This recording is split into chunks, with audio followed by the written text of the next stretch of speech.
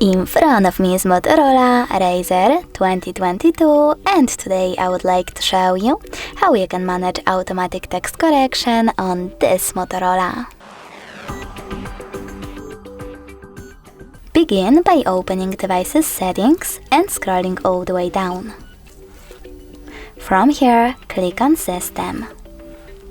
Now tap on Languages and Input, On-Screen Keyboard, and Gboard. Lastly, click on Text Correction and tap on the switcher next to Auto Correction. As you can see, after that, automatic text correction is disabled, but you can always enable it by clicking on the same, now grey switcher. Thanks so much for watching. If you enjoyed this video, smash that like button, comment and subscribe. Bye!